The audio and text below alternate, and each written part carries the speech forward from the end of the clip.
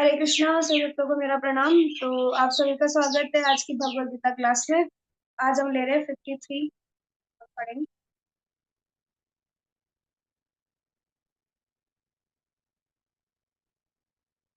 श्रुति विप्र प्रतिपन्ना ते यदा स्थास्यति निश्चला समाधावचला बुद्धि तदा योगमवाप्स्यसि। जब तुम्हारा मन वेदों की अलंकारमयी भाषा से विचलित ना हो और वह आत्म साक्षात्कार की समाधि में स्थिर हो जाए, तब तुम्हें दिव्य चेतना प्राप्त हो जाएगी। तो ये आज हमारा श्लोक है। ओम अज्ञानतिमिरन्धस्य ज्ञानाञ्जनाशलाकया चक्षुरुन्मीलितं येन तस्मै श्रीगुरवे नमः।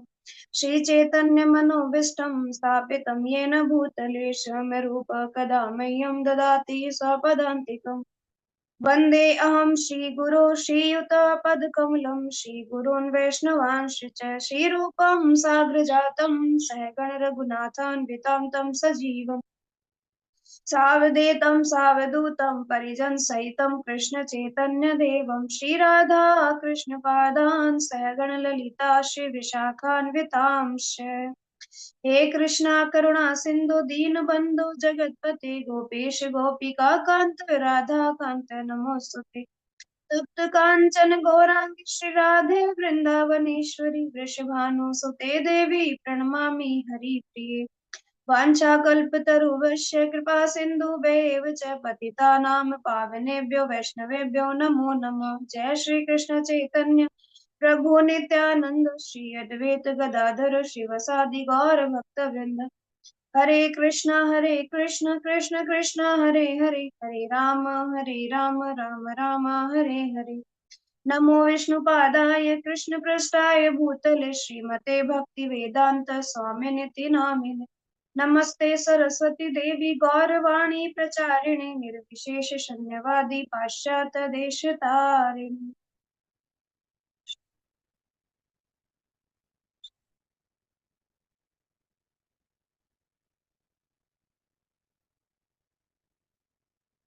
हरे कृष्णा। तो जो लोग साकार रूप में नहीं है वो साकार रूप में आ जाए, तो आप सब लोगों के दर्शन भी हो जाएंगे। प्रयास करें कि सब साकार रूप में ही बैठे।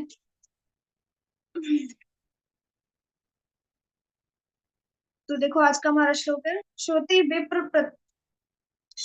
वि प्रतिपन्ना ते यदा स्थास्यति निश्चला समाधाव चला बुद्धिस तदा योगमवा पश्यसि। जब तुम्हारा मन वेदों की अलंकार में भाषा से विचलित ना हो और वह आत्म साक्षात्कार की समाधि में स्थिर हो जाए, तब तुम्हें दिव्य चेतना प्राप्त हो जाएगी। तो लास्ट के श्लोकों में हमने पढ़ा कि कुछ ऐसे लोग हैं, हम कह सकते हैं कि 80% लोग इस भौतिक संसार में ऐसे हैं जो वेदों के उन श्लोकों से जल्दी आकर्षित होते हैं जिन श्लोकों में अलंकारमयी भाषा का यूज किया गया, जिसमें ये कहा गया है कि ऐसा मतलब कर्म कांड जो जिसको प्रेजेंट करता है, ऐसे श्लोकों के लिए लोग ज्यादा आकर्षित होते हैं। ऐसे लोग बोलते हैं अरे शिव पुराण में लिखा है कि शिव जी को बेल पत्र चढ़ाने से ये फल मिलेगा या इसका ये शुभ फल मिलेगा, है ना, ये अच्छा होगा या वो अच्छा होगा।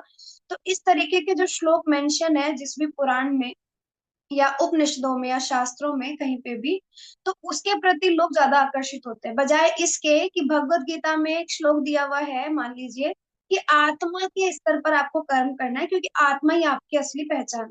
लोग इसकी तरफ आकर्षित नहीं होंगे, लेकिन लोग भौतिक चीजों को देखते हुए, क्योंकि अब कर्म कांड में ही लोग उलझे हुए हैं ज्यादातर, इसलिए वो इसी चीज के लिए ज्यादा आकर्षित होते हैं। तो लास्ट के श्लोक में हमने चर्चा की थी कि लोग क्यों आकर्षित हो रहे हैं, क्योंकि उनकी बुद्धि जो है वो किस तरीके से योग माया ने हर ली है कि वो वास्तविकता का दर्शन ही उनको नहीं करने दे रही है ना। भगवान भी जो जब जीवात्माएं बनी और जब सबको एक अधिकार दिया गया, यानी स्वतंत्रता दी गई कि वो चूज करे कि उनको कहाँ जाना है, तो जो नित्य मुक्त नित्य बद्ध नित्य सिद्ध जो हम पढ़ते हैं, ऐसी तीन जीवात्माओं की रचना हुई। तो उन्होंने अपने हिसाब से चूज किया कि जो नित्य सिद्ध थे वो संसार में आकर के लोगों को तारना चाह रहे थे, जो नित्य मुक्त थे वो कभी संसार में आए ही नहीं, और नित्य बद्ध जिन्होंने संसार को ही चुना बजाय कि भगवान के। तो ये नित्य बद्ध वाली जो स्थिति है, हम भी चाहते हैं कि हम भी सिद्ध हो जाए, हम भी मुक्त हो जाए। तो हम नित्य सिद्ध अगर बनना चाहते हैं तो नित्य बद्ध की अवस्था से हट करके हम चाहते हैं कि हम नित्य सिद्ध बने, तो हमें क्या करना होगा, हमें साधना करनी होगी, हमें साधन सिद्ध बनना पड़ेगा पहले, तब जाकर हम सिद्ध हो पाएंगे और फिर हम मुक्त हो पाएंगे। ठीक है। तो यहाँ पर पहली लाइन में कह रखा है कि जब तुम्हारा मन वेदों की अलंकारमयी भाषा से विचलित ना हो, यानी तुम्हारा ये जो ऐसे ऐसे जो श्लोक दिए गए हैं जहां पर ऐसे शास्त्रों में जो वर्णन दिया गया है, जैसे हमने चर्चा भी की थी कि नारद मुनि कैसे व्यास देव जी को डांट रहे हैं कि तुमने 17 पुराणों की जो रचना की है वो लोगों को कर्म कांड में फंसा दिया है, क्योंकि लिखी तुमने ऐसा कुछ दिया है। तो वहां उसी अलंकार में भाषा की बात हो रही है कि लोग कितना ज्यादा आकर्षित हो रहे हैं। आज हम देखते हैं लोग 7 7 दिन की भागवत कथाएं करते हैं, लेकिन सबसे ज्यादा आकर्षित अपने आत्म तत्व को जानने के लिए नहीं होते। उस 7 दिन की कथाओं में जो वक्ता है वो भी इसी चीज के प्रति आकर्षित है कि भगवान का जन्मदिन मना लो, शादियां करवा दो, है ना। और कृष्ण का जन्मदिन मनाया जा रहा है, शादियां हो रही है इस तरीके से, या सुदामा का एंट्री करवा दो, ऐसी ऐसी चीजों के पीछे ज्यादा वो चीजें होती है, ऐसी ऐसी भागवत कथाएं होती है। लेकिन अगर हम देखें तो आत्म तत्व की तरफ कितने वक्ता बात कर रहे हैं, कितने व्यास गद्दी पे बैठ करके कितने लोग उस चीज के बारे में बात कर रहे हैं। सिर्फ कुछ ऐसी घटनाओं को ही माध्यम बना लिया गया है भागवत कथाओं का, तो वो ठीक नहीं है। तो हम सार तत्व को ही भूल गए हैं कि क्यों हम भागवतम की चर्चा कर रहे हैं। स्टार्टिंग में हम कहते हैं कि भगवत गीता का एंड होता है धर्म संस्थापनार्थाय वाला जो श्लोक हम बात करते हैं, और भागवतम जो शुरू होती है उसके फर्स्ट कैंटो में पहला ही श्लोक जो आता है वो धर्म प्रोजिक्ता वाला जो श्लोक आता है। तो जहां भगवत गीता में एंड हुआ है वहां से भागवतम की स्टार्टिंग हुई है, वहां बताया गया है, या भगवान कह रहे सर्वधर्मान परित्याज्य मामेकम शरणम व्रज, कि आप सारे धर्मों को त्याग करके मेरी शरण में आ जाओ। लेकिन ये नहीं बताया कि कौन सा धर्म, धर्म है क्या। तो उसकी चर्चा भागवतम में हुई कि आप सारे धर्मों को त्याग कराओ, तो कौन सा धर्म। अब भागवतम में चर्चा हो रही है कि धर्म कौन सा, जो प्रोजेक्ट केतव वाला धर्म नहीं होना चाहिए, है ना। केतव धर्म नहीं होना चाहिए कि हम डुप्लीसेट वाली चीजें चला रहे हैं। केतव धर्म मतलब जो हमने अपने तरीके से मनमाने ढंग से उसको बना लिया है संसार में कि यही धर्म है, एक पत्नी का ये धर्म है, एक बेटे के लिए ये धर्म है, किसने कहा। शास्त्र क्या कहते हैं वो हमने कभी चर्चा ही नहीं की। तो जो धर्म है वो हमें शास्त्र बताते हैं, और शास्त्र वही है जहाँ भगवान है, जहाँ भगवान है वही धर्म। जो भगवान कह रहे हैं, भगवान की वाणी से जो भी एक एक शब्द निकले हैं वही धर्म है। लेकिन क्या हम ऐसा मान रहे हैं, स्वीकार कर रहे हैं उसके लिए। तो यहाँ बता रहे हैं इसी तरीके से समझना है हमें कि हमें किसी अलंकारिक भाषा, इसलिए कहते हैं जो लोग बहुत अच्छा दिखते हैं, कुछ लोगों के चेहरे पे ग्लो होता है, कुछ लोग मेकअप करते हैं, है ना, कुछ लोग बड़ी बड़ी गाड़ियों में घूमते हैं, बड़ी बड़ी कथाएं लगती हैं, बड़ा बड़ा पंडाल लगाया जाता है। लेकिन हमें इसके पीछे आकर्षित नहीं होना है। हमें आकर्षित होना चाहिए कि क्या हमारी आत्मा जो आत्म साक्षात्कार की तरफ, क्या हम आगे बढ़ रहे हैं इस कथा को सुन करके। क्या सच में हम भक्तों का संग करने के लिए भागवत कथा में जा रहे हैं, या सिर्फ हम तामझामों को देखने के लिए जा रहे हैं कि जितना ये सारी चीजें की, ये जो सजावट की गई है, इतने बड़ी बड़ी जो चीजें आई हैं, इतने सारे फूलों से सजावट की गई है, इतना बड़ा मंडप बनाया गया है, भागवत कथा के लिए व्यास आसन इतना सुंदर बनाया गया है, क्या हम इन सब चीजों को देखने के लिए जा रहे हैं। तो चुनाव हमें करना है। तो अब बता भी रहे हैं कि कब आप आत्म साक्षात्कार में दिव्य चेतना को प्राप्त होंगे, जब, तो दो स्थिति बताई है कब होगी दिव्य चेतना प्राप्त। जब आप ऐसी किसी अलंकारमयी भाषा से विचलित ना हो, आपको कोई डगमगा ना सके, आपको पता हो कि मैं जिस रास्ते चल रहा हूँ वो ही बेस्ट है। अब उसके रास्ते में कांटे बिछे हुए हो, है ना, या कोई आग लगा दी गई हो, या पानी आ रहा हो, आपको तीनों स्थिति में आपको पार करके जाना है। आपको डाइवर्ट नहीं होना कि चलो रूट ही दूसरा ले लेते हैं, यहाँ तो बहुत कठिनाइयां आ रही है, कि भक्ति में आने के बाद तो बहुत प्रॉब्लम्स आई तो छोड़ देते हैं भक्ति, क्या करना है भक्ति करके, इतनी प्रॉब्लम्स आ रही। तो ये नहीं सोचना, है ना। तो प्रयास यही होना चाहिए। और दूसरा पॉइंट कह रहे हैं आत्म साक्षात्कार की समाधि में स्थिर हो जाए, जब उसे पता हो कि आत्म साक्षात्कार के लिए मेरे लिए ये चीजें अनुकूल हैं, ये प्रतिकूल है, मुझे इसको अपनाना है और उसको त्यागना है। जब उसको ये पता हो तो फिर वो दिव्य चेतना को प्राप्त होता है। तो ये अर्जुन को भगवान कह रहे हैं। तात्पर्य प्रभुपाद समझाते हैं, जय श्री प्रभुपाद, कोई समाधि में है इस कथन का अर्थ यह होता है कि वह पूर्णतया कृष्ण भावना भवित है, अर्थात उसने पूर्ण समाधि में ब्रह्म परमात्मा तथा भगवान को प्राप्त कर लिया, यानी तीनों अवस्थाओं को प्राप्त कर लिया। भगवत गीता के इंट्रोडक्शन पार्ट में हमने इस पर डिस्कस भी किया था कि तीन स्तुति बताइए भगवान की, ब्रह्म, परमात्मा और भगवान। तो हमें थर्ड स्टेज तक पहुंचना है, भगवान तक।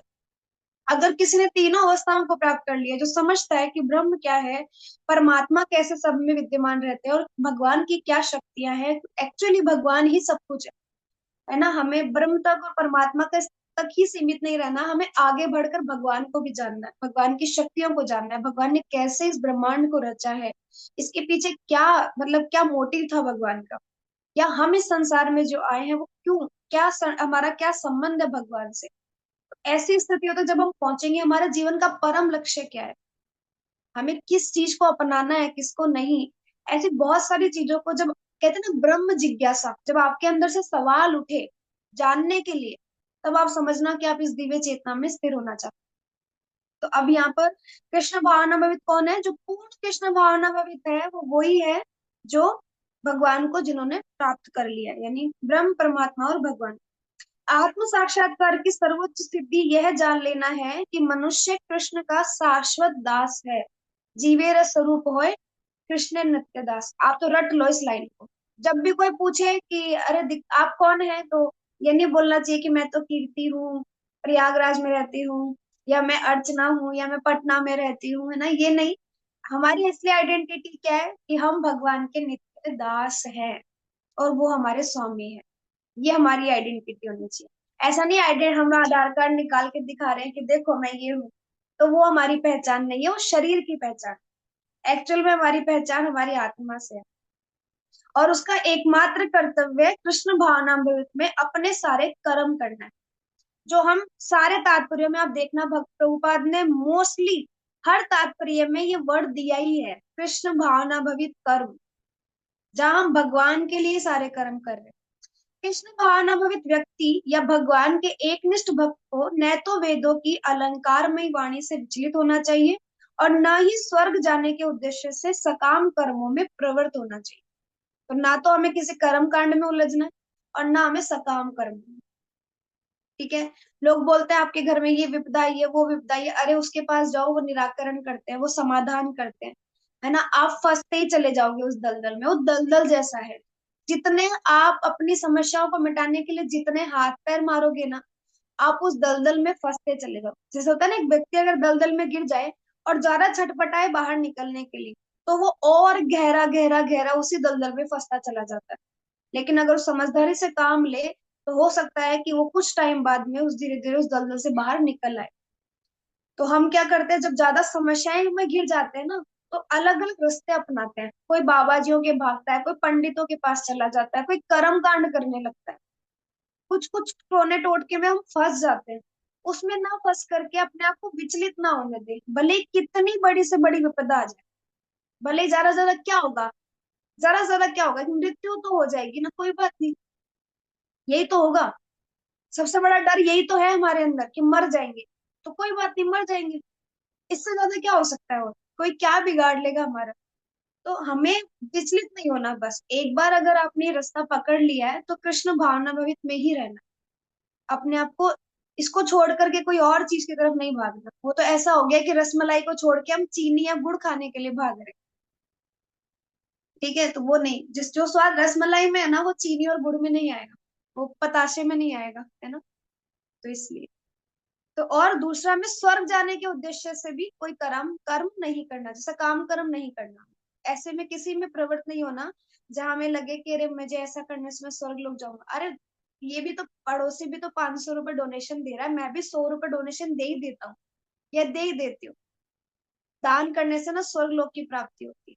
जहां आपने ये कह दिया ना कि 100 रुपए डोनेशन दे करके, जहां आप ये कह रहे हो ना कि ऐसा करने से स्वर्ग की प्राप्ति होती है, आपका सकाम कर्म ऐड हो गया। एक में आप ये कह रहे हो, दूसरे में आप ये कह रहे हो कि नहीं, जो कुछ है कृष्ण का ही है, आज तो मेरे पास 100 रुपए है भगवान, आज मैं यही आपकी प्रसन्नता के लिए, आपकी सेवा के लिए, आप स्वीकार करो इस दास से। एक ये भाव होता है।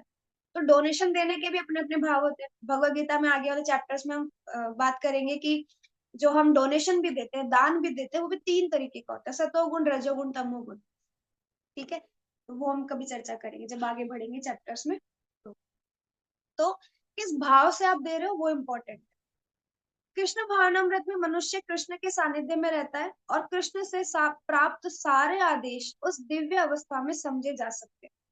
तो जब वो ऑलरेडी भगवान के सानिध्य में रह करके सारे कर्म कर रहा है, तो फिर कृष्ण ही जब उसके सारी चीजों में सम्मिलित है, तो वो गलत कैसे कर सकता है? जो भी करेगा कृष्ण की सहमति से ही करेगा। जैसे हम कहते हैं कि प्रभुपाद जो थे, उन्होंने सारे प्रभुपाद के जितने तात्पर्य लिखे हुए कहते हैं स्वयं कृष्ण ने लिखे। प्रभुपाद खुद कहते थे कि मैंने नहीं लिखा है, कृष्ण ने लिखा है ना। तो भगवान खुद ही सेवा करने आ जाते हैं सेवक के रूप में, दास बन जाते हैं भगवान अपने भक्तों के लिए।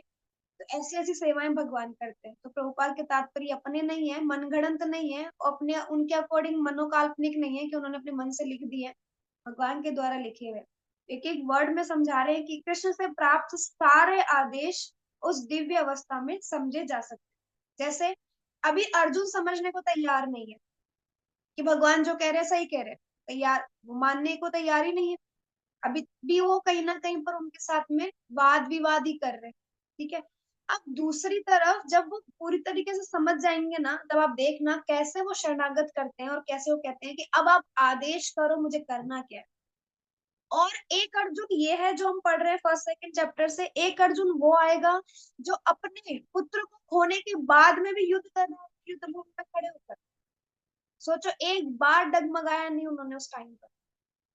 क्या वो भूल गए कि उनके ये पुत्र अभिमन्यु उन्हीं के पुत्र हैं? नहीं। वो स्थिति ऐसी हो गई है ना अब, कि पहले तो वो भौतिक बुद्धि से सब चीजों का विचार कर रहे थे, पहले तो शरीर को ही सब कुछ मान रहे थे, अपने ही सारे लोगों को देखकर कह रहे थे कि मैं कैसे मार दूं, ये लोग तो मर जाएंगे और हमारे लोग इन्हीं के द्वारा मारे जाएंगे। और अभी अपना जो बलशाली, जो सबसे विद्वान पुत्र था अभिमन्यु, वो ही मारा गया, सबका लाडला था। तो भी अर्जुन युद्ध भूमि में खड़े होकर के युद्ध कर रहे हैं और भगवान से पूछ रहे हैं बताओ अब मैं क्या करूं। कहीं विचलित नहीं हुए, कहीं उन्होंने ये नहीं कहा कि कृष्ण आपके रहते मेरे पुत्र की मृत्यु कैसे हो गई। वो भी निहत्थे को मार दिया।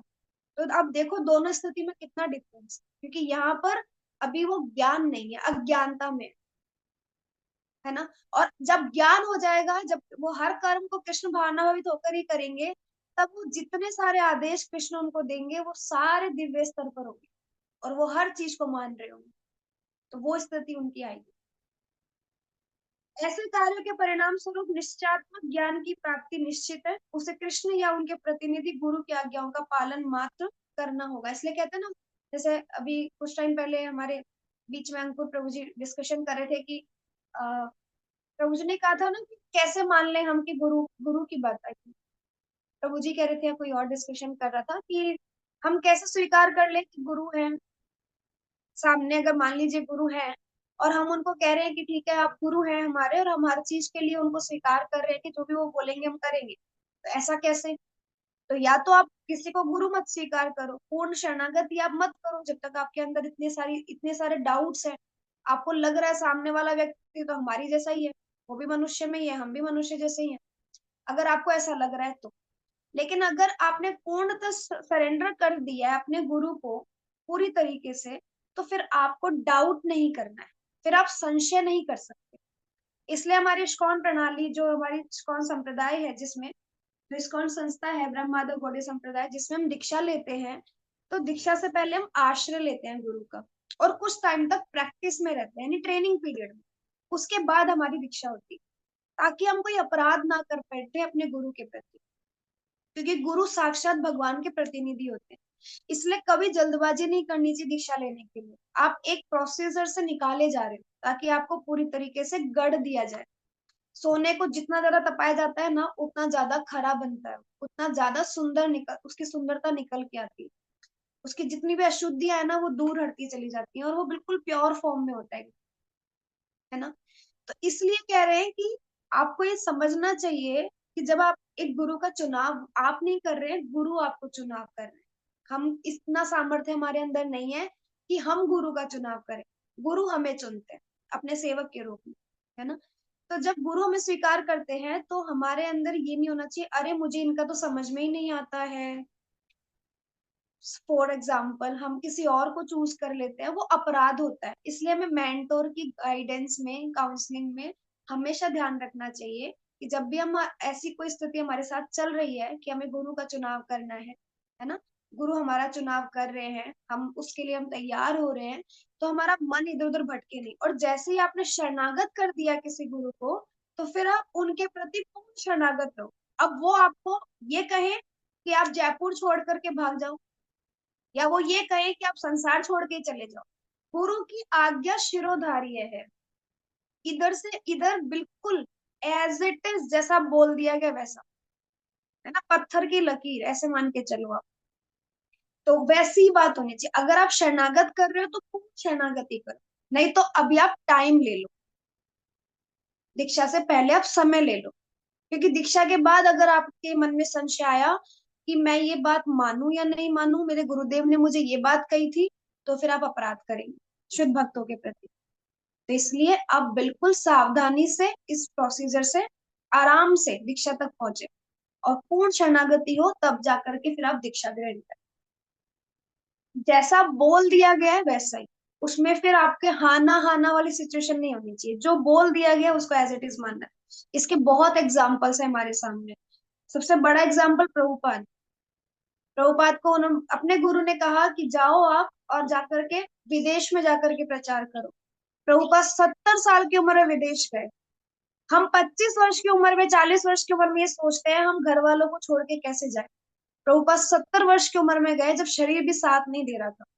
ये होता है गुरु के आदेशों का पालन करना। हमारे गुरु महाराज, दादा गुरु महाराज तिजोल्लेस गोपाल कृष्ण गोसाई महाराज, प्रभुपाद के आदेशों का एज इट इज पालन किया। पूरे, हम कह सकते हैं पूरे ब्रह्मांड में ऐसा कोई शिष्य नहीं है जो लाकर के अपनी पूरी सैलरी अपने गुरु को देता हो। लाकर अपनी पूरी सैलरी प्रभुपाद को देते थे, पूरी एज इट इज सैलरी। आज हम आप एक दूसरे को भी नहीं देंगे हम, चाहे भले एक दूसरे को कितना भी जानते हो हम, उसमें भी हम चोरी छुपाएंगे, छुपा लेंगे हम कि कितना कमाते हैं। एज इट इज महाराज जो है वो अपनी पूरी सैलरी ला करके उनको देते थे, और फिर प्रभुपाद उनको खर्चे के पैसे देते थे सामने से कि ये लो आपके खर्चे के पैसे। बताइए इतना सरेंडर गुरु के प्रति। हमारे गुरु महाराज जी जोलनेस भक्ति आश्रम स्वामी महाराज अपने गुरु के आदेशों का पालन कर रहे हैं।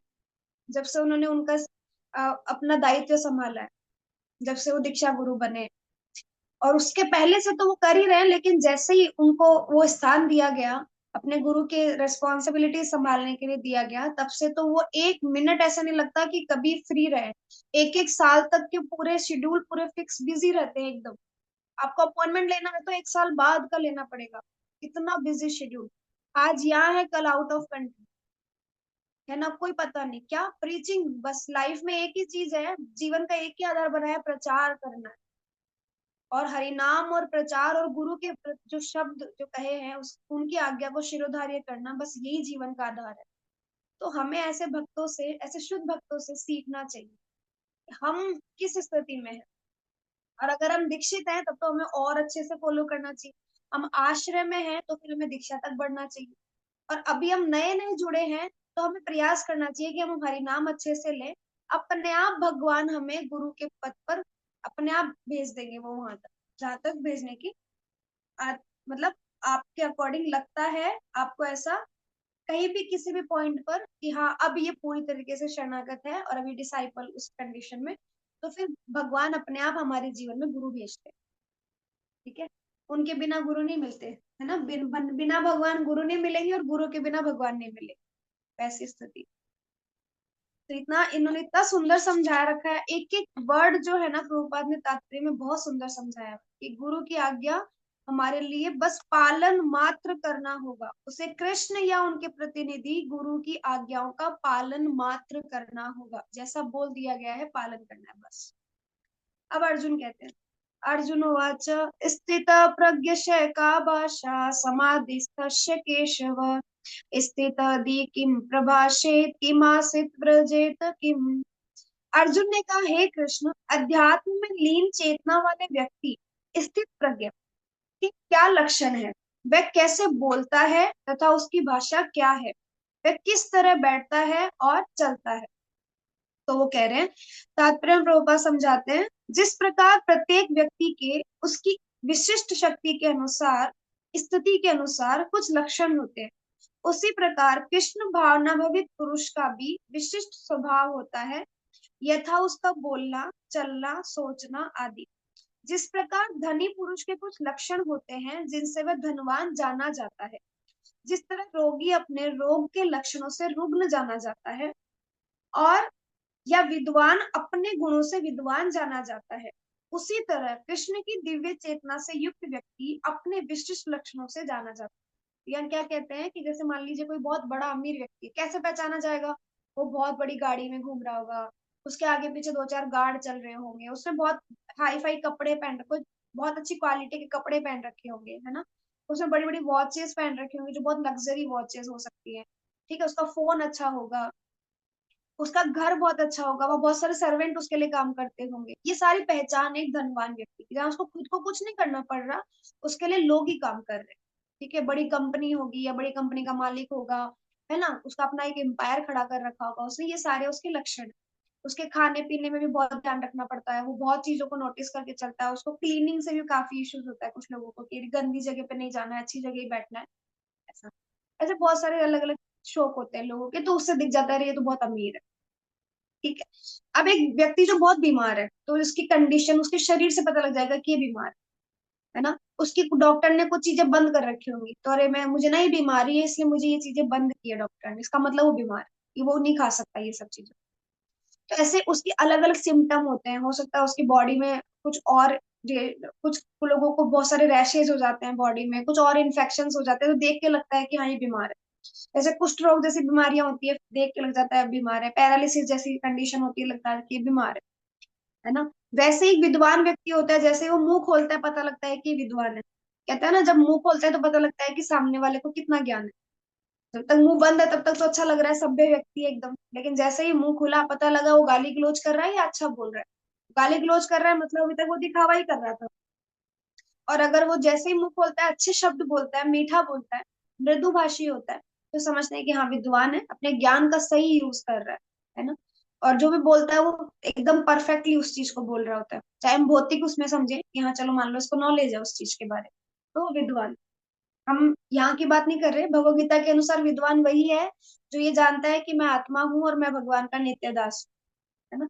उस ज्ञान की बात नहीं कर रहे। तो ये कह रहे हैं, और अगर कोई कृष्ण चेतना से युक्त है तो वो उसके लक्षणों में दिख जाएगा। जैसे उसका सदाचार, ऐसा हम कहते हैं ना, वैष्णव का सदाचार बहुत इंपॉर्टेंट होता है।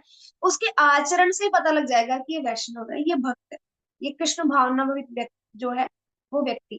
अब कैसे पता लगेगा? उसका जो रहन सहन का तरीका एकदम सिंपल, ज्यादा लग्जरियस लाइफ नहीं जिएगा, एकदम सिंपल वैराग्य युक्त जीवन जिएगा, है ना। और हमेशा भगवान के हरि नाम में उनकी श्रद्धा, आप देखोगे हमारे जितने सारे शुद्ध भक्त हैं, चैंटिंग बैग कभी उनके हाथ से नहीं छूटता। इवन कितनी बड़ी से बड़ी मीटिंग्स हो, वो ट्रैवलिंग कर रहे हो, कहीं विजिट कर रहे हो, किसी भी कंडीशन में, हमेशा मैंने तो मतलब कभी नोटिस ही नहीं किया कि किसी के हाथ में बीड बैग नहीं है। इतने सीनियर भक्त, उनके आसपास में भी इतने सारे भक्त चलते हैं, इतने ब्रह्मचारी भक्त साथ में होते हैं, पर मजा मतलब ऐसा होता है ना कि ऐसा अपनी खुद की फीडबैक से इतना अटैचमेंट है कि अपनी फीडबैक अपने साथ के जो सेवक साथ में चल रहे हैं उनको भी नहीं देते। जबकि उनके साथ तो बहुत सारे भक्त रहते हैं जिनको दे सकते हैं, सर्वेंट्स रहते हैं, मतलब जो हमारे ही साथ के जो वैष्णव होते हैं जो उनकी सेवा करते हैं, वो लोग भी साथ चलते हैं, लेकिन उनको भी नहीं देते, अपने साथ रखते हैं। इतना अटैचमेंट हरि नाम से। गाड़ी में बैठ रहे हैं तो भी चैंटिंग कर रहे हैं, चल रहे हैं तो वॉक पे चल रहे हैं तो भी चैंटिंग कर रहे हैं, कंटिन्यू। तो ये मतलब उनकी पहचान है, ये लक्षण है एक शुद्ध भक्त के। और हम हरि कथा, जब भी हरि कथा होगी ना, इतना ध्यान से बैठकर सुनेंगे। वक्ता सामने कोई भी बैठ रहा हो, कोई भी बोल रहा हो, लेकिन बोल तो हरि कथा ही रहा है ना। इसका मतलब ये नहीं है कि आप किसी से भी सुनो, मैं बात कर रही हूँ गुरु परंपरा की, है ना। परंपरागत जो ज्ञान आ रहा है उसकी बात कर रही हूँ। ऐसा नहीं है हम इस्कॉन छोड़ के दूसरी संस्थाओं में चले जाए सुनने के लिए, कह रहे वक्ता कोई भी हो, बोल तो कथा ही रहा है। नहीं, ऐसा नहीं है। मतलब पारंपरिक जो गुरु, हमारी जो गुरु परंपरा है उनसे जो बोल रहे हैं वो। तो हमें ये नहीं सोचना चाहिए हमारी परंपरा में कि अरे इनका मुझे अच्छा नहीं लगता, उनका अच्छा लगता है, इनका अच्छा नहीं लगता, ऐसा नहीं है। आप किसी से भी सुने, परंपरा में होना चाहिए, और वो भगवान की कथा ही कर रहा है, उसको उतने ही रुचि से सुनना चाहिए जितना रुचि से आप अपने फेवरेट वक्ता को सुन रहे हो। होता है ना, किसी किसी के वक्ता फेवरेट होते हैं, कुछ स्पीकर फेवरेट होते हैं, ये अच्छा बोलते हैं, है ना, अट्रैक्टिव बोलते हैं, जो भी। लेकिन भागवत कथा सेम ही है, तो जो वक्ता बोल रहे हैं हम सबके लिए सम्मान होना चाहिए हमारा। तो ऐसे बहुत अलग अलग तरीके के दिव्य लक्षण आपको देखने को मिलेंगे। एकदम मृदुभाषी होंगे, एकदम शास्त्रों के पारंगत होंगे, जो बोलेंगे शास्त्र उचित ही बोलेंगे, अपने मन से कोई आपको किसी तरीके का कोई सजेशन नहीं देंगे। तो ये उनके लक्षण है। और क्या कहते हैं, इन लक्षणों से भगवत गीता से जाना जा सकता है जो भी सारे लक्षण है, आगे हम देखेंगे। 26 क्वालिटी बताई गई है एक भक्त की, और उतनी क्वालिटीज बताई गई है डिसक्वालिटीज, हम कह रहे अवगुण जो राक्षसों में होते हैं, तो वो बताए गए आगे। तो आगे के चैप्टर से वर्णन आएगा। किंतु सबसे महत्वपूर्ण बात यह है कि कृष्ण भावनामय व्यक्ति किस तरह बोलता है, क्योंकि वाणी ही किसी मनुष्य का सबसे महत्वपूर्ण गुण है। तो कैसे बोलता है कृष्ण भावनामय व्यक्ति? शास्त्र में पारंगत है ना, तो शास्त्र उक्त बात ही करता है। जो शास्त्रों में लिखी है वही बात करेंगे, अपने मन से कुछ नहीं बोलेंगे। मृदुभाषी होंगे, लेकिन ये इसका मतलब ये नहीं है कि जो आपको अच्छा लग रहा है वही बोलेंगे, नहीं, कड़वा भी बोलते हैं, मतलब सच बोलते हैं, जो सत्य बात है वही बोलेंगे। उनको इससे कोई भी मतलब नहीं है कि उनके जो साथ में जो फॉलोवर्स हैं वो टिके रहे हमेशा के लिए, है ना। कि आपको बनाए रखने के लिए वो कभी भी मीठी भाषा यूज नहीं करे। अगर आपको भक्ति में दृढ़ करना है, आपको समझाना है चीज को, तो फिर वो कड़वे भी बोलेंगे, क्योंकि वो शास्त्रों से एज इट इज बोल रहे हैं, अपनी मन की बात नहीं करेंगे। ऐसा कुछ नहीं बोलेंगे जिससे आप प्रसन्न हो, वो ऐसा बोलेंगे जिससे आपके आत्मा का कल्याण हो। जहां आपका कल्याण छिपा हुआ है उसके लिए कहा है। कहा जाता है कि मूर्ख का पता तब तक नहीं लगता जब तक वो बोलता नहीं। यह भी हमने डिस्कस किया कि जब पता लगता है, जब वो मुंह खोलता है पता लगता है मूर्ख है या विद्वान है। तो जब तक वो मुंह नहीं खोलेगा पता नहीं लगेगा मूर्ख है या विद्वान। और एक बने ठने मूर्ख को तब तक नहीं पहचाना जा सकता जब तक वह बोले नहीं, किंतु बोलते ही उसका यथार्थ रूप प्रकट हो जाता है। कृष्ण भावनामय व्यक्ति का सर्व प्रमुख लक्षण यह है कि वह केवल कृष्ण तथा उन्हीं से संबंध विषयों के बारे में बोलता है। फिर तो अन्य लक्षण स्वतः प्रकट हो जाते हैं जिनका उल्लेख आगे किया गया है। तो क्या है सर्वश्रेष्ठ गुण एक भक्त का? कि वो कृष्ण के अलावा और कुछ बोलना ही नहीं चाहता, उसको पता ही नहीं है, यानी कृष्ण के अलावा वो और कुछ जानते ही नहीं है। उनको सिर्फ यही पता है कि कृष्ण और मैं कृष्ण का सेवक हूँ, बस जो कर रहे हो कृष्ण की सेवा के लिए कर रहे हैं, है ना। तो ये उसके लिए बताया गया। अब देखो कैसे भक्त होते हैं ना, बिल्कुल भगवान। अब देखो बड़े बड़े हमारे जो गुरु महाराज हैं, जो सन्यासी हैं, बड़े शुद्ध भक्त लेवल पर, दीक्षा गुरु आदि, तो जितने सारे भक्त है ना, आप उनको कभी दूर की वार्तालाप सुनते हुए कभी नहीं मिलेंगे आप, कभी भी नहीं। आपने ये धोती कहाँ से ली आपने ये कुर्ता कहाँ से लिया, ये सब बातें हम जैसे लोग कर रहे होते हैं, है ना। ये साड़ी कहाँ से परचेज की, है ना, ऐसी बातें नहीं करते हम। आपको ये माला किसने पहना, ये बहुत सुंदर लग रही है, ऐसी बातें नहीं करेंगे हो। ये क्योंकि जो भी कुछ उनको मिल रहा है, जो सब चीजें भक्तों के द्वारा उनको मिल रही है ना, वो अपने गुरु को ही समर्पित करते हैं, वो कभी खुद लेते ही नहीं है। जो उन्होंने पहना है वो भी सेवा के लिए ही पहना है। जो भी चीजें वो यूज कर रहे हैं भगवान की सेवा के लिए ही यूज कर रहे हैं, क्योंकि पूर्ण तरीके से शरणागत है भगवान के लिए। इसलिए वो कभी इन छोटी छोटी चीजों पर ध्यान ही नहीं देते। उनको कोई आवश्यकता भी नहीं है इन चीजों पर ध्यान दें, भगवान खुद ध्यान रखते हैं ऐसे भक्तों का। और हम जैसे लोग तो इन्हीं में उलझे रहते हैं, धोती कहाँ से ली, ये साड़ी कहाँ से ली, अरे बीट बैग कहाँ से लिया, बड़ा सुंदर लग रहा है, अरे कंठी कहाँ से खरीदी, कंठी बड़ी सुंदर लग रही है ना। हम इन्हीं में ही उलझे रहते हैं। मेन इंपॉर्टेंट बात करना तो हम भूल ही जाते हैं। कह रहे हमें सीनियर भक्तों से पूछना था कि भक्ति कैसे बढ़ेगी आगे, मेरा माला में मन नहीं लग रहा, मैं पढ़ता हूँ लेकिन मेरे को याद नहीं होता, ऐसी बातें कब पूछेंगे हम? टाइम ही नहीं मिलता ना, और चीजों में व्यर्थ में ही समय गवा देते हैं। और भक्तों में मिलते हैं तब भी ऐसी बातें कर रहे होते हैं।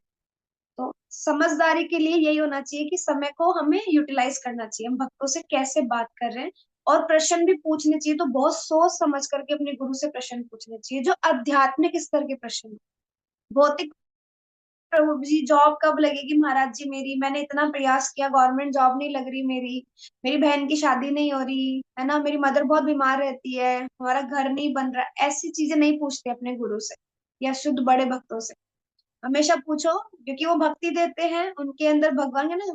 तुम्हारे हृदय सदा गोविंद विश्राम, हमेशा गोविंद विश्राम करते हैं भक्तों के हृदय में, जो शुद्ध भक्त है। तो हमें उनसे भक्ति मांगनी चाहिए, भक्ति में कैसे हम प्रगति करें ये पूछना चाहिए। और जब कोई सीनियर भक्त आ रहे हो ना, इसलिए मैं हमेशा कहती हूँ जो भी लोकल टेम्पल से कनेक्टेड है, आपके मंदिर में जितने सीनियर भक्तों का आना जाना है ना, जब भी आए भाग जाओ सब कुछ छोड़ छाड़ के।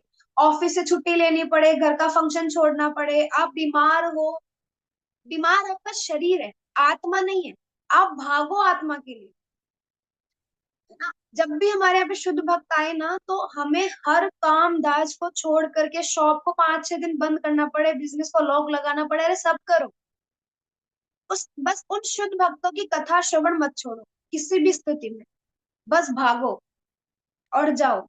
जैसे अभी हम सब ने ही, मतलब मैंने अपनी लाइफ में ये एहसास किया है कि ऑनलाइन और ऑफलाइन में बहुत फर्क होता है। इसमें हम ऑनलाइन कितना भाग सकते हैं, लेकिन ऑफलाइन लोकल टेम्पल से कनेक्ट करना और फिर वहां भक्तों से मिलना, भक्तों के एसोसिएशन में रहना, जब शुद्ध भक्त आते हैं उनकी कथा श्रवण करना, उनका संग पाना, हमारी भक्ति में प्रगति करवाता है डायरेक्टली। अपने प्रयासों से हम सालों लगे रहेंगे, भक्ति में प्रगति नहीं होगी। लेकिन शुद्ध भक्त के लव मात्र एसोसिएशन से, कुछ क्षण मात्र के एसोसिएशन से भी हमारी भक्ति में प्रगति हो जाएगी। इसलिए कभी भी हमें भक्तों के श्रवण नहीं छोड़ना चाहिए। हमारे यहाँ पे 5 दिन के लिए एक शुद्ध भक्त आ रहे हैं, हमें बहुत बड़ा मौका मिल रहा है कि हम 5 दिन तक रेगुलरली मॉर्निंग आफ्टरनून इवनिंग 3 क्लासें हैं बैक टू बैक, और हमारे लिए आयोजित की जा रही है। तो मतलब मैं तो बहुत एक्साइटेड हूँ कि 5-6 दिन तक छोड़ेंगे नहीं, बस क्लास क्लास क्लास सुनेंगे कथा पूरा टाइम। मैं समय निकालूंगी कि पॉसिबिलिटीज तो कम लग रही है क्योंकि पूरा पैक है 5 दिन तक, 1 तारीख से लेके 5 तारीख तक, वो 5 को इवनिंग में चले जाएंगे। तो प्रयास रहेगा कि 1 घंटा हम क्लास का समय निकाल लें जैसे भी होगा, लेकिन फिर भी तो मतलब मुझे ऐसा लगता है कि हमें आगे देने के लिए हमारे पास भी कुछ होना चाहिए। तो अब तक तो जो था वो खाली हो गया है, तो अब इस भंडार को वापस भरना है ना। तो भक्त आ रहे हैं आगे से, तो अच्छा है हम और बड़े से बड़ी कथाएं सुने, बहुत डीप फिलोसॉफी में बात करते हैं। तो प्रयास रहेगा कि आप लोगों को भी वो चीजें बताई जाए। तो मतलब हम सबको लालायित रहना चाहिए ऐसे भक्तों के एसोसिएशन के लिए। तो आप सब लोग भी हमेशा ऐसे भागा करो जब भी आपको लगे लोकल टेम्पल में कोई सीनियर भक्त आ रहा है। तो ये यहाँ बताया गया। अब आता है 55 श्लोक। देखो, श्री भगवान वाचे, तो यहाँ अर्जुन ने जो कहा कि कौन है अध्यात्म में लीन चेतना वाला व्यक्ति, उसके क्या लक्षण है, वो कैसे बोलता है, उसकी भाषा क्या है, किस तरह बैठता है, किस तरह चलता है, 4 प्रश्न पूछे गए। तो देखो, अब जो प्रश्न पूछा गया है, स्थित प्रज्ञ व्यक्ति का लक्षण क्या है, पूछा है 54 में, आंसर दे रहे हैं 55 में। तो क्या आंसर दे रहे हैं भगवान, भगवान आंसर दे रहे हैं, पहले क्वेश्चन का आंसर दे रहे हैं। आप चाहो तो 4 क्वेश्चन पे टिक लगा लो। अध्यात्म में लीन चेतना वाले यानी स्थित प्रज्ञ व्यक्ति के क्या लक्षण है, पहला प्रश्न। दूसरा, वह कैसे बोलता है, उसकी क्या भाषा है। और तीसरा, वह कैसे बैठता है और चलता है। ठीक है, वो कैसे बोलता है पहला, और दूसरा क्वेश्चन, और कैसे बैठता है तीसरा, और कैसे चलता है चौथा। इस तरीके से 4 प्रश्न पूछे। अब भगवान पहले प्रश्न का आंसर दे रहे हैं। श्री भगवान उवाच प्रजहाति यदा कामान् सर्वान् पार्थ मनोगतान् आत्मवन् आत्मनेवात्मना तुष्टः स्थित प्रज्ञस्थ दोचते। श्री भगवान ने कहा, हे पार्थ, जब मनुष्य मनोधर्म से उत्पन्न होने वाली इंद्रिय तृप्ति की समस्त कामनाओं का परित्याग कर देता है, और जब वह इस तरह से विशुद्ध हुआ, उसका मन आत्मा में संतोष प्राप्त करता है, तो वह विशुद्ध दिव्य चेतना को प्राप्त स्थित प्रज्ञ कहा जाता है। दोबारा रीड कर रही हूँ। श्री भगवान ने कहा, हे पार्थ, जब मनुष्य मनोधर्म से उत्पन्न होने वाली इंद्रिय तृप्ति की समस्त कामनाओं का परित्याग कर देता है। क्या वर्ड यूज किया है, मनोधर्म, अपने मन से बनाया गया धर्म, है ना। उससे उत्पन्न जितनी भी इंद्रिय तृप्ति की काम वासनाएं हैं, अगर हम इन सब का त्याग कर दें, और इस तरह से जब उसका विशुद्ध हुआ, उसका मन आत्मा में संतोष प्राप्त करता है, यानी जितने सारे कर्म वो कर रहा है, अगर आत्मा उसकी संतुष्ट है, अच्छे से 16 माला हुई, अच्छे से रीडिंग हुई, अच्छे से हियरिंग हुई, है ना, तो हम अंदर से प्रसन्न होते हैं। आप खुद देखो, जिस दिन नहीं होती उस दिन हम परेशान हो जाते हैं। तो कहीं ना कहीं वो हमें संतुष्टि दे रही है ना, आत्मा को संतुष्टि दे रही है। तो जब हम आत्मा में संतुष्ट रहने लगते हैं, तो वह विशुद्ध दिव्य चेतना को प्राप्त कहा जाता है। तो ऐसे व्यक्ति को हम कहेंगे, अपनी बात नहीं हो रही, मैं तो एग्जाम्पल दे रही हूँ कि हमारी है, लेकिन वो व्यक्ति जो सिर्फ इसी में ही निरंतर लगा हुआ है, आत्मा को ही तुष्ट करने में लगा हुआ है, शारीरिक कोई कर्म नहीं करना चाह रहा, है ना, इच्छा ही नहीं हो रही, तो वह विशुद्ध दिव्य चेतना को प्राप्त कहा जाता है। उपाय तात्पर्य में समझा रहे हैं, श्रीमद् भागवतम में पुष्टि हुई है कि जो मनुष्य कृष्ण पूर्णतया कृष्ण भावना भवित या भगवत भक्त होता है, उसमें महर्षियों के समस्त सद्गुण पाए जाते हैं। किसके? महर्षियों के। किंतु जो व्यक्ति अध्यात्म में स्थित नहीं होता, उसमें एक भी योग्यता नहीं होती, क्योंकि वह अपने मनोधर्म पर ही आश्रित रहता है। क्या प्रॉब्लम है? हम अपने मनमाने तरीके से काम करते हैं। जिस दिन हम शास्त्रों के बताए हुए उसके अकॉर्डिंग अगर हम कर्म करेंगे ना, तो फिर हम कह सकते हैं कि हम सही कर्म कर रहे हैं और आत्मा की तुष्टि के लिए कर रहे हैं। लेकिन जैसे हम बोलते हैं ना, कुछ लोग बोलते हैं ऐसा कि अरे, अगर हम आत्मा के लिए काम करेंगे तो फिर शरीर को क्या देंगे, क्या खिलाएंगे, क्या पिलाएंगे, है ना। तो कहीं पर भी आपको कर्म त्याग करने के लिए नहीं कहा गया। अभी तक कोई ऐसा श्लोक आया जहां हमने ये बात की कि कर्म ही त्याग दो? जबकि लास्ट के श्लोक में हमने पढ़ा 2.47 में कि ना कर्म करने के प्रति भी आसक्त नहीं होना चाहिए, कि हम कर्म ही नहीं करेंगे। कर्म तो करने हैं, लेकिन जो भी कर्म हम कर रहे हैं, पढ़ाई करने वाले स्टूडेंट्स हैं, जॉब करने वाला है, एम्प्लॉय है, बिजनेसमैन है, गृहस्थ में गृहिणियां हैं, बच्चे हैं, जो भी कर्म आप कर रहे हो कृष्ण को प्रसन्न करने के भाव से करो। जो भी आप कर रहे हो, आप पढ़ाई कर रहे हो तो भी भगवान शब्द ब्रह्म भी तो है ना। भगवान तो शब्दों में भी है। भाई अक्षर क्या है? भगवान ही तो है। सब कुछ भगवान से ही तो निकला है। तो जब सब कुछ ही भगवान है, तो फिर आप जो भी कर्म आप कर रहे हो गलत कैसे हो सकता है? लेकिन भाव की बात, एक आप बोलो जॉब करनी है, बड़ा घर बनाना है, पैसा कमाना है, ऐश करनी है, एक ये भाव है। एक आप पैसा कमाना चाह रहे हो कि भगवान की सेवा में लगा पाऊं, मंदिर निर्माण में दे पाऊं, दान दे पाऊं, वैष्णवों को प्रसाद खिला पाऊं, है ना, गौ सेवा कर पाऊं, बहुत सारे, मैं अपने पैरों से यात्राएं कर पाऊं। धन होगा तो यात्रा करने के लिए जा पाओगे ना। शरीर अच्छा होगा, हेल्दी रख पाऊंगा, मेडिसिन प्रॉपरली लूंगा, तो मुझे धन कमाना पड़ेगा उसके लिए। शरीर अच्छा रहेगा, जब ये गाड़ी सही रहेगी तभी तो अंदर बैठा ड्राइवर सही रहेगा ना। शरीर ही नहीं है तो आत्मा तो कब की निकल जाएगी ना फिर। शरीर खत्म, तो चलाना पड़ेगा ना इसको। लेकिन चलाना और दौड़ाने में फर्क होता है। भौतिक संसार के लोग दौड़ा रहे हैं शरीर को, जितनी आवश्यकता ही नहीं है उससे ज्यादा, मतलब उसको एकत्रित करने में लगे हुए हैं कि सब कुछ हमारे पास ही आ जाए। पड़ोसी को क्यों मिल गया? अरे उसका बेटा नौकरी क्यों लग गया? हमारा लगना चाहिए था। लेकिन ये गाड़ी मिली है, तो आपको क्या करना चाहिए? इस गाड़ी में थोड़ा पेट्रोल डलवाना है, जितनी आवश्यकता है उतनी। कभी ऐसा होता है कि स्कूटी की टंकी में आए 500 का पेट्रोल, हम 1000 रुपए का भरवा के लिए आए? ऐसा पॉसिबल है? टंकी फुल होने के बाद भी भरवा सकते हो आप? भरवा सकता है कोई? है यहाँ पर ऐसा जिसने ऐसा किया हो? नहीं ना। जितने की टंकी उतना ही फुल करवाओगे ना। तो फिर क्यों भौतिक चीजों में इतना उलझे हुए हो? अरे बहुत है, इतना इतना तो कमा लिया होगा जितना आवश्यकता थी। चला लो उसी को ही काम हो, थोड़ा थोड़ा फिर कमा लो, फिर थोड़ा चला लो। क्यों ज्यादा ज्यादा इकट्ठा करने में लगे हुए हैं? और जो आत्म कल्याण है उसको तो भूल ही रहे हैं हम। तो वो ठीक नहीं। तो गाड़ी चलाने के लिए जितना पैट, जैसे गाड़ी खाली होगी फिर करवा लो, यही तो होता है ना। तो हमें ऐसा ही करना है। तो यहाँ यही समझाने का प्रयास हो रहा है कि अपने मन से चीजें मत बनाओ कि अरे, तुम तो कहते हो आत्मा के लिए काम करो, फिर शरीर का छोड़ दे क्या? कमाना छोड़ दे, घर बैठ जाए, सब साधु बन जाए, फिर कैसे चलेगा संसार? कंपनियां कैसे चलेगी? तो तुम्हारे भरोसे चल रही है कंपनियां। गली के बाहर घूमने वाली गाय किसके ऊपर डिपेंडेंट है? आप कितनी बार खाना देते हो गाय? बाहर घूमने वाली गाय भी भगवान की, चलो वो भी हम कहेंगे कि गौ माता है, उसमें 36 करोड़ देवी देवता निवास करते हैं, चलो वो भी एक आध्यात्मिक स्तर पर है। गाय, गली में घूमने वाला कुत्ता किसके ऊपर डिपेंडेंट है? गली में से कितने लोग उसको खाना देते हैं, पर जी रहा है ना कहीं से भी खा पी के, क्योंकि भगवान उसकी व्यवस्था करते हैं, हम नहीं कर रहे। और वो भी चलो दिखने वाला है कि चलो भूखी लग रही होगी, चलो दे देते हैं, थोड़ा भोग देता है, हम थोड़ा सोचते हैं भूख लग रही होगी, दे देते हैं। चींटी जिसको आप देख भी नहीं पाते हो, समय भी नहीं हमारे पास कि हम चींटी को देखें तो सही, उस चींटी को भी खाना मिल रहा है। फिर वो किसके ऊपर डिपेंडेंट है? हमारे ऊपर डिपेंडेंट है क्या? हम दे रहे हैं क्या? हम अपने आप को कर्ता मान लेते हैं, हमें लगता है हम ही चला रहे हैं अपने आप को बस। 9 महीने तक इसने के गर्भ में एक बच्चा रहता है, भगवान सब कुछ अरेंजमेंट्स कर रहे होते हैं। जैसे ही बच्चा बाहर निकलता है, माता को दूध आना शुरू हो जाता है, पहले तो नहीं आ रहा था, लेकिन उस बच्चे के लिए ये कौन कर रहा है सारी व्यवस्थाएं? भगवान। हम क्या करते हैं? हम प्रयास करके देखो, आप अपने घर में, आप खुद प्रयास करके देखो, अपने घर में टाइलों के ऊपर आप पेड़ लगा के देखो। अरे आप टाइलें भी हटा दो, मिट्टी में लगा के देखो, उग जाएगा क्या?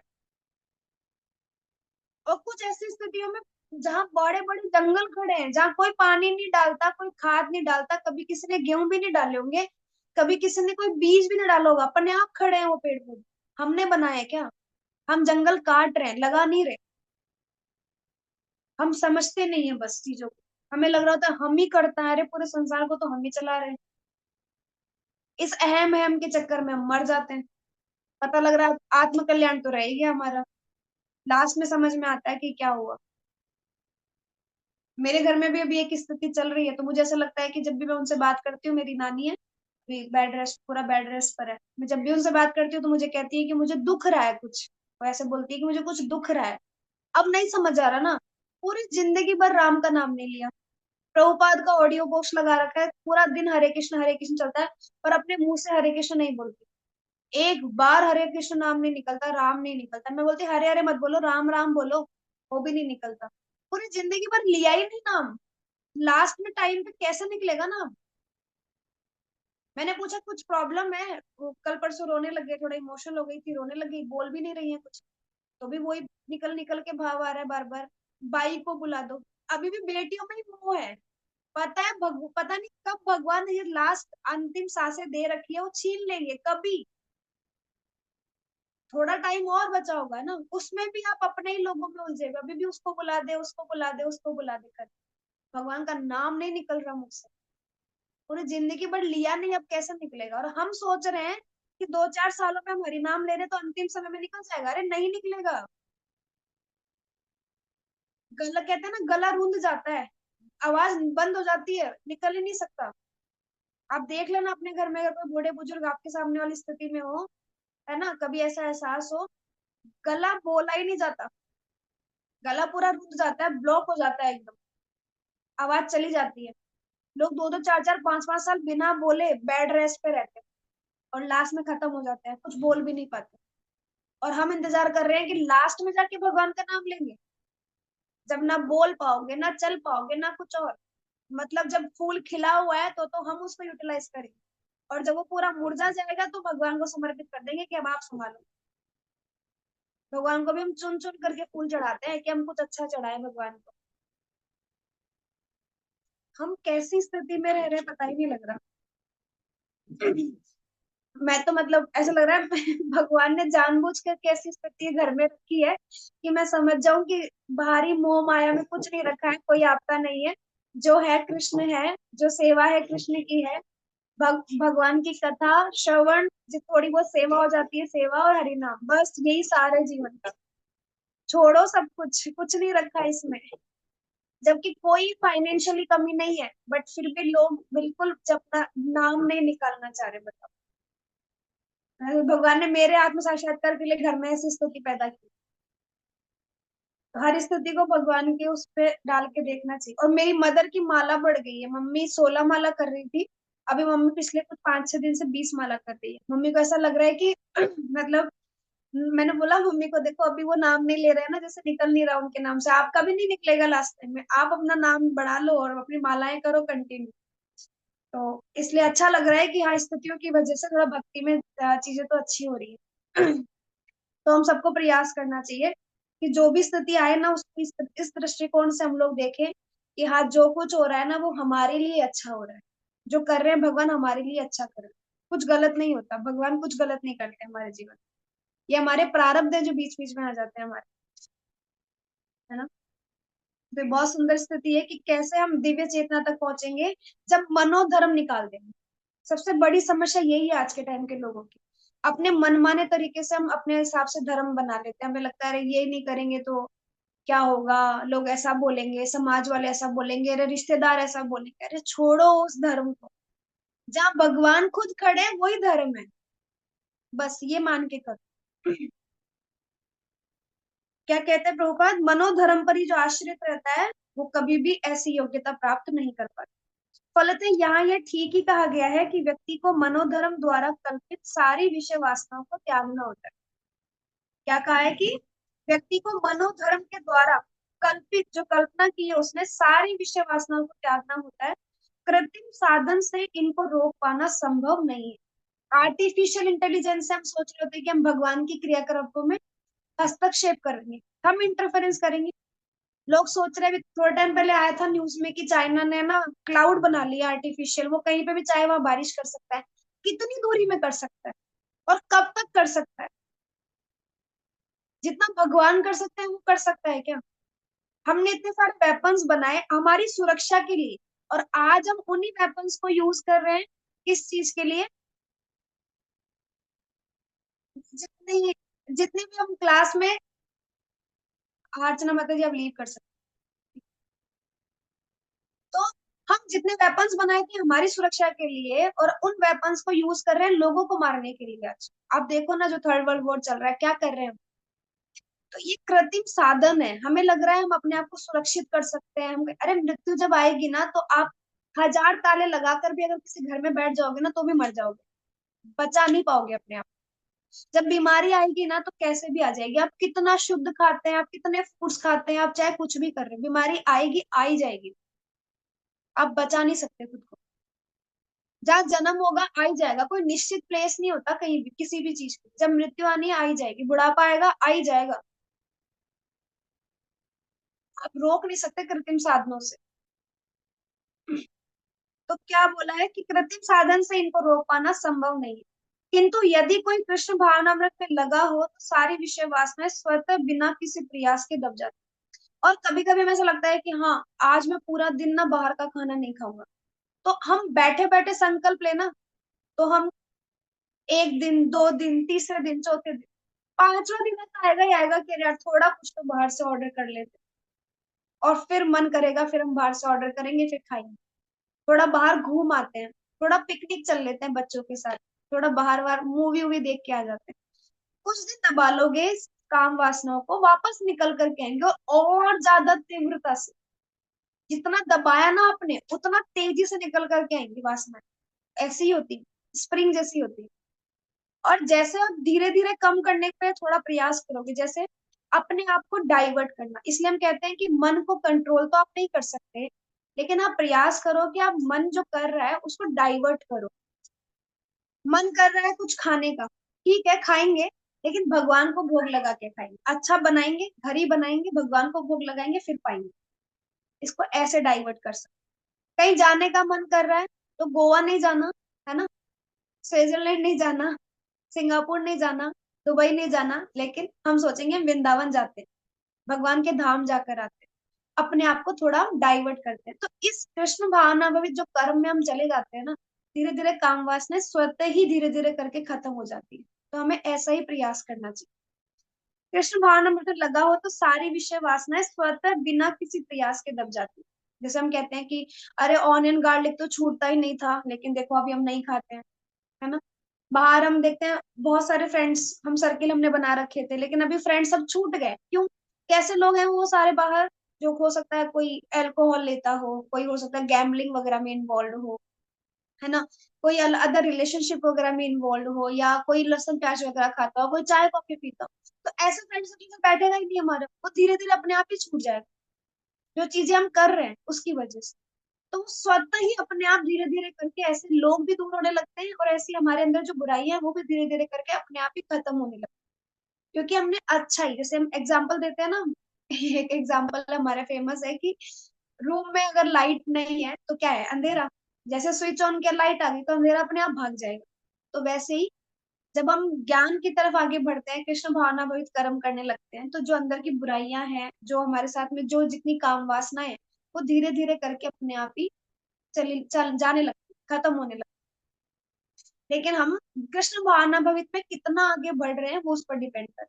हम एक ही जगह रुके हुए हैं, या फिर हम बढ़ने का प्रयास कर रहे हैं, हम धीरे धीरे चीजों को त्यागने का प्रयास कर रहे हैं। क्या ठीक है, ये भी छोड़ दिया इस साल, अभी हमने प्रण लिया हम इस साल ये भी नहीं करेंगे, अच्छा इस साल हम ये भी नहीं करेंगे। तो धीरे धीरे करके आपको आप कंट्रोल कर पाएंगे इन चीजों को।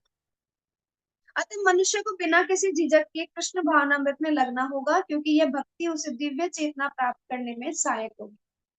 तो उसे धीरे धीरे कहते हैं ना, प्रयास, आप आराम से एक एक कदम आगे बढ़ाते हुए चलो। फास्ट स्पीड से मत चलो। प्रभुपाद ने बोला है व्हाइट और क्रीम साड़ी पहनेंगे, तो कुछ माताजियां व्हाइट और क्रीम साड़ी पे आ जाती। पूरी जवानी तो उन्होंने व्हाइट और क्रीम पहना, और जैसे ही बुढ़ापा आया फिर वो इच्छा वापस जागृत हुई कि अरे रेड कलर कितना अच्छा लग रहा है, अरे ब्लू कलर कितना अच्छा लग रहा है। तो इतना दिखावा क्यों किया था, किसने कहा था? आपको जो इच्छा है आप पहनो, जब तक अंदर से वैराग्य ना आए तब। कुछ लोग बोलते हैं अरे हम बाहर का नहीं खाते, भक्तों के सामने नहीं खाएंगे बाहर का, है ना। फिर वही लोग बोल रहे होते हैं अरे अग्रवाल वाले के यहाँ से ना मिठाई बड़ी अच्छी आती है, चलो इस बार ना भक्ति वृक्ष में यही मंगवा लेते हैं। उसके यहाँ कुल्फी भी अच्छी आती है, अरे यही मंगवा लेते। आपको पता है कुल्फी कहाँ बनी है, मिठाई किस वर्कर ने बनाई है? फिर वो लोग घर बैठ के बोल रहे होते हैं नहीं हम तो है ना दीक्षित के अलावा और किसी के हाथ का नहीं पाते, हम अपने घर के अलावा और बाहर किसी का नहीं पाते। ऐसे काम करने क्यों है? प्रयास करो कि ठीक है जैसी स्थिति में जो मिल जाए। प्रभुपाद भी बहुत ऐसी जगह में, रेयर प्रभुपाद तो इतना स्टेटमेंट देते थे कि अगर प्रचार कार्य के लिए आपको लहसुन प्याज भी खाना पड़े ना तो आप खाओ, लेकिन आप प्रचार करो। ऐसे स्टेटमेंट प्रभुपाद ने एक दो जगह पर दिए हैं। और आप यहाँ कह रहे हो कि अरे हम तो ये नहीं करते, अरे हम ये नहीं करते, अरे हम ये नहीं करते, क्या दिखाना चाह रहे हो आप? क्या आप तो बहुत अच्छे हायर भक्त हो, है ना। ये सब नहीं होना चाहिए, दिखावा नहीं। अंदर से जब तक वैराग्य नहीं आया ना तब तक किसी चीज को त्यागने की आवश्यकता नहीं। इसका मतलब ये नहीं है कि चार नियम पालन ना करें, मैं उसके लिए नहीं कह रही, कोई गलत इंटरप्रेट ना करे अपने अकॉर्डिंग। चार नियम तो फॉलो करने ही करने। पर चार नियम में ये वाला नियम नहीं आता कि हम बाहर का नहीं खाएंगे ऑनियन गार्लिक के बिना। हम बोलते हैं कि हम भगवान का प्रसाद पाएंगे, भगवान को भोग लगा कर पाएंगे, है ना। लेकिन जब तक आपको लगता है कि हाँ, क्योंकि काफी बार हम बच्चों की फरमाइश पूरी करने के लिए भी घर में बहुत सारी चीजें ले आते हैं, क्योंकि धीरे धीरे बच्चों को, एकदम से बच्चों पर कंट्रोल तो हम नहीं कर सकते क्योंकि सब ग्रस्त में है। फिर हमारा भी मन करता है कि हम भी खाएं, लेकिन भक्तों के सामने हम अलग तरीके से प्रेजेंट कर रहे होते हैं चीजों, तो वो नहीं। तो इसलिए हमें ध्यान रखना है। तो ये भगवत गीता क्लास ना पहले हमारे लिए हो रही है, बाद में दुनिया के लिए। पहले अपने लिए समझो कि हम क्या कर रहे हैं। तो ये काम वासनाएं तभी खत्म होंगी, तो उसको दबाओ मत, किसी भी वासना को ना। डिस्कस करो अपने मेंटोर से, काउंसलर से, आप डिस्कस करो कि प्रभु जी ऐसा ऐसा लग रहा है, ऐसा होता है, कभी कभी ऐसा होता है 15 दिन से, 20 दिन से, है ना, 30 दिन से ऐसा मन करता है कि ऐसा कुछ खा ले बाहर का, तो फिर वो आपको समझाएंगे, काउंसलिंग करें। आप दबाओ मत कि नहीं नहीं हम तो शुद्ध भक्त है, प्रभु जी कोई मन नहीं करता बाहर जाने का, ना कोई पिकनिक मनाने का, ना कोई मूवी देखने का। ऐसा हो ही नहीं सकता है। इच्छाएं आती हैं, चाहे कैसी भी इच्छाएं हो आप। और क्या कहते हैं, अतः मनुष्य अत्यधिक उन्नत जीवात्मा अपने आप को परमेश्वर का शाश्वत दास मानकर आत्मतुष्ट रहता है। ऐसे आध्यात्मिक पुरुष के पास भौतिकता से उत्पन्न एक भी विषय वासना फटक नहीं पाती। वह अपने को निरंतर भगवान का सेवक मानते हुए सहज रूप में सदैव प्रसन्न रहता है। अब ये हमसे हायर स्टैंडर्ड है कि ऐसे भक्त हैं जो अपने आप को भगवान का दास मानते हैं। वो कहते हैं कि भगवान जो खाएंगे हम वही खाएंगे, जो भगवान स्वीकार करेंगे वो हम स्वीकार करेंगे। लेकिन कभी कभी ना ऐसी स्थिति होती है कि भगवान हमसे बहुत प्रेम करते हैं क्योंकि हम उन्हीं के बच्चे हैं। जैसे हम कल डिस्कस कर रहे थे क्लास में कि हम बोले भगवान को कि आज तो पिज्जा बना लेते हैं, मेरा मन कर रहा है पाने का, आप भी पा लेना साथ में। देखो दो स्थिति है इसमें। एक तो ये कि किसी भी शास्त्र में ये वर्णन नहीं आता कि भगवान ने कहीं पिज्जा पाया, है ना, कि भगवान ने कहीं भोग में पिज्जा पाया हो या कहीं लिख रखा है ऐसा। वो एक अलग स्थिति है। पर भगवान हमसे बहुत प्रेम करते हैं, तो कभी कभी हमारी प्रसन्नता के लिए भी पा लेते हैं। और वैसे हमें प्रयास ये करना चाहिए कि हम उनकी प्रसन्नता के लिए बनाए जो बनाए। लेकिन कभी कभी ऐसा हो सकता है कि हाँ कभी हमारी प्रसन्नता में भगवान ने पा लिया कुछ, कि चलो ठीक है जिसने अपनी खुशी के लिए बनाया था चलो मैं भी पा लेता हूँ। तो है तो हमारे पिता ना, तो कभी हमारी प्रसन्नता के लिए भी पा लेते हैं। लेकिन इसका मतलब ये नहीं है कि आप इसको फॉर ग्रांटेड ले लो ये सोचकर कि नहीं, मैं हम भगवान के दास नहीं है, भगवान हमारे दास है, हम मालिक है, हम जो खिलाएंगे वो खाएंगे क्योंकि वो तो हमारे घर में है। लेकिन वो एक्चुअली मालिक है, हम उनके दास हैं, तो हमें वही खिलाना पिलाना चाहिए भगवान को जो वो पाते हैं। ये प्रयास होना चाहिए। ये तो थी कल की बात। अब यहाँ क्या कह रहे हैं कि अगर कोई ऐसा कोई दास जो भगवान अपने आप को शाश्वत दास मान रहा है, कह रहा है मैं परमानेंट सर्वेंट हूँ भगवान का, परमानेंट ही है, हम लोग तो भगवान के दास ही, हमारा स्वरूप ही वही है कि हम दास है, हम कभी स्वामी थे ही नहीं और बन भी नहीं सकते। तो ऐसे आध्यात्मिक पुरुष के पास भौतिकता से जितनी उत्पन्न ये चीजें हैं वो कभी आप भटकेंगी भी नहीं आसपास। हमारे शुद्ध भक्तों को देखो, कभी मन नहीं करता होगा कि बड़े बड़े बंगले बनाए या कुछ करे। हमेशा हर एक चीज को भगवान की सेवा में, हर चीज जो भी मिल रही है भगवान की सेवा में। बहुत सारे डिसाइपल होते हैं, स्टूडेंट होते हैं, महाराज को अलग अलग, जो भी हमारे गुरु महाराज और ये सब है, उन सबको बहुत सारी दक्षिणाएं वगैरह सब देते हैं, लेकिन महाराज क्या करते हैं, उन सबको भगवान की सेवा के लिए लगा देते हैं, सबके लिए न्यौछावर कर देते हैं, अपने लिए कुछ नहीं, क्योंकि उनका कुछ है ही नहीं। वो ये सोचते हैं जो मिल रहा है भगवान का है, जो लोग मुझे दे रहे हैं वो भी भगवान का समझ के दे रहे हैं, मैं उनका प्रतिनिधि हूँ, सेवा करने के लिए आया हूँ सबका। सब कुछ भगवान की सेवा में जाता है। हमारा भी यही भाव होना चाहिए, अगर भगवान हमें बहुत कुछ दे रहे हैं तो फिर उसको भगवान की सेवा में लगाओ, थोड़ा कुछ दे रहे हैं तो भी भगवान की सेवा में लगाओ, अपनी आवश्यकताएं पूरी करो, भगवान की सेवा में लगाते जाओ बस। तो ये प्रयास हमारा होना चाहिए। तो तभी हम सदैव प्रसन्न रह सकते हैं जब अपने आप को दास माने। एक्चुअली क्या होता है ना, बॉस बनने में थोड़ा खतरा भी रहता है तो अपने आप को सर्वेंट ही मानना चाहिए। जहां आपने अपने आप को बॉस बोला ना, वहां पे रिस्पॉन्सिबिलिटी आ जाती है सर। तो अपने आप को बॉस भी नहीं मानना चाहिए कि अरे मैं आई एम द बॉस, ऐसा भी नहीं मानना चाहिए। प्रयास करना चाहिए कि हम सर्वेंट हैं, जो मिल जाएगा खा लेंगे, जैसी स्थिति में रखेंगे रह लेंगे, है ना। बॉस नहीं है, बॉस तो वो एक ही है, जगन्नाथ। तो वैसी स्थिति में रहना। 53 श्लोक हम कर लेंगे।